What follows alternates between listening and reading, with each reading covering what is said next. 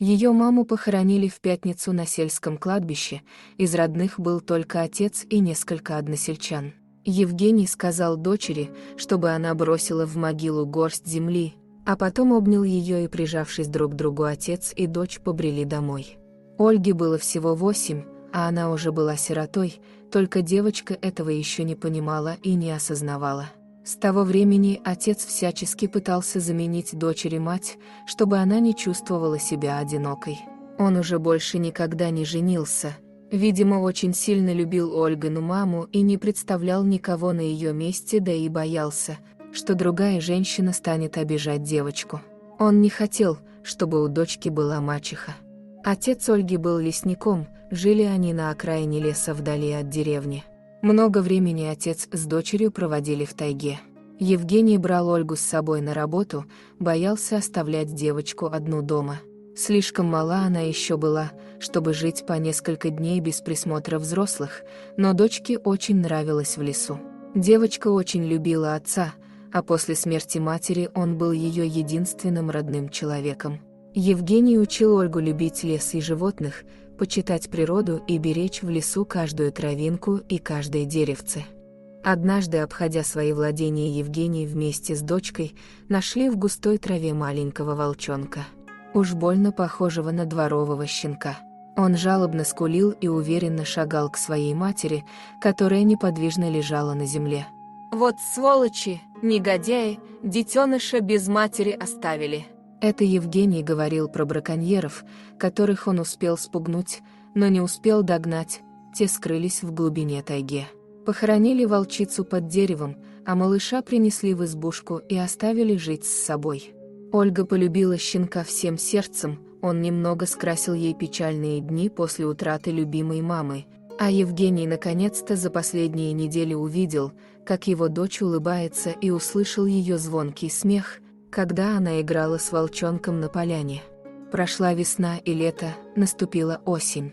Подросший волчонок стал все реже и реже приходить в избушку.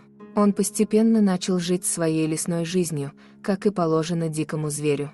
По утрам уже все чаще случались заморозки. Евгений с Ольгой вернулись жить в деревню, девочка пошла учиться в 1 класс. Каждый день Евгений возил ее в школу в райцентр, потому что хотел дать дочке все самое лучшее и в учебе, и в жизни. Ведь в ближайшей деревне школа была на грани закрытия из-за нехватки учителей. Так прошел год. Опять все лето Евгений с Ольгой провели в тайге, а вместе с ними подросший волчонок. Он часто наведывался к избушке, навещая своих друзей. Так продолжалось почти каждый год, пока она не закончила школу. После окончания школы девушка отправилась в город поступать в институт. Выучившись на ветеринара, она устроилась на работу в хорошую ветеринарную клинику. Стала неплохо зарабатывать, сняла небольшую квартиру, много раз звала отца к себе, но сказал, что он не может оставить лес и дом, в котором был по-настоящему счастлив с ее мамой.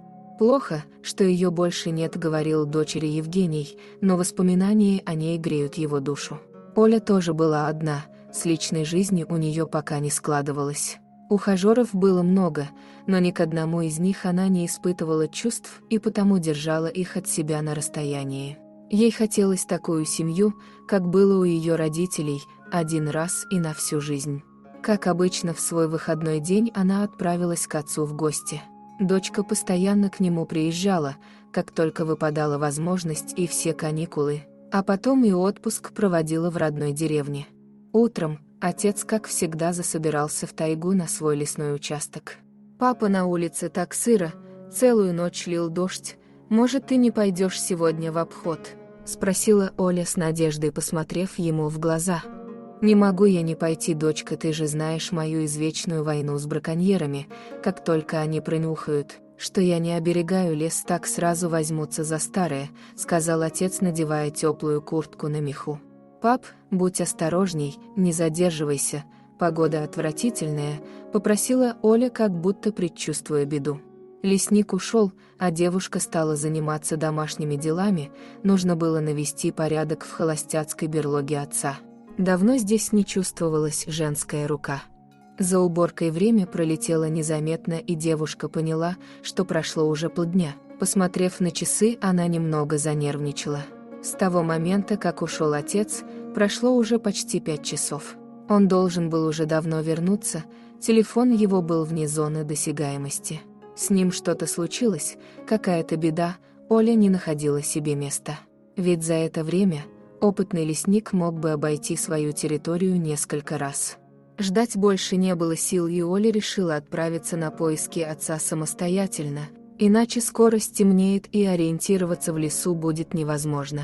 Одно спасение – это мощный фонарик в телефоне, а главное, чтобы заряда батареи хватило. Прихватив с собой сумку с медикаментами, девушка ушла в тайгу. Несколько часов она металась по лесу в поисках отца, отчаянно и громко звала его. Но безрезультатно. Оля была уже недалеко от лесной заимки. Когда вдруг услышала протяжный вой, она поняла, что скорее всего это были волки. Стало очень страшно, но прекратить поиски она не могла, в голове рисовались картины, одна страшнее другой. Она корила себя за то, что не пошла вместе с отцом. Ведь тревога со вчерашнего дня не покидала ее, и все-таки что-то подсказывало ей, что отец где-то близко. Вой повторился еще несколько раз, и Ольга интуитивно пошла на этот звук, он казался ей каким-то родным и знакомым. Зайдя вглубь леса, она застыла на месте от неожиданности, увидев отца, который лежал неподвижно на земле. Это было в метрах 100 от избушки. Очень осторожно она стала направляться к нему, но вскоре застыла на месте, как вкопанная. Из кустов выскочил волк и бросился наперерез перегородить ей дорогу. Она очень испугалась и подумала, что это конец. Холодок пробежал по спине, кровь застыла в жилах. Оля попятилась назад, даже не сразу узнав своего старого друга. Как он вырос и повзрослел за то время, что они не виделись. Но тут вдруг волк склонил голову над ее отцом и жалобно завыл. Так вот, кто так громко звал ее на помощь. Девушка подошла к отцу и тронула его за плечо, раздался еле слышный стон. «Жив, слава богу», — подумала Оля, его нога была в капкане, а из раны сочилась кровь. Девушка очень растерялась и испугалась за него, большая потеря крови была серьезной угрозой для жизни. В одиночку ей было не справиться с остальными зубьями. Оля достала из сумки нашатырь, дала отцу вздохнуть и стала слегка похлопывать его по щекам. Слава богу, он пришел в себя и открыл глаза. «Олька, как ты меня нашла? Не плачь, со мной все хорошо, это пустяки, моя дорогая», — пытался успокоить ее отец. «Видишь, браконьеры устроили на меня облаву, поставили капкан почти что рядом с избушкой. Это они мне так мстят, если бы не наш волк. Я не знаю, что бы со мной было, он не давал мне терять сознание и выл на весь лес». На его голос я и пришла, подтвердила слова отца девушка. Совместными усилиями им вскоре удалось разжать челюсти капкана. Оля обработала рану отца, наложила повязку, и они кое-как доковыляли вместе до лесной избушки. «Я в деревню за подмогой, а с тобой останется волк, будет охранять». Волк лег возле отца, положив на него свои лапы и голову, закрыл глаза и опустил уши. «Ждите, я скоро вернусь». Через час она вернулась с 2 крепкими парнями из деревни. Отца отвезли в больницу, кость была цела, на этот раз все обошлось и рана быстро зажила, но это была их последняя встреча с волком. Больше они никогда не встречались. Понравилась история? Ставьте лайк и подписывайтесь на канал, впереди еще много всего интересного.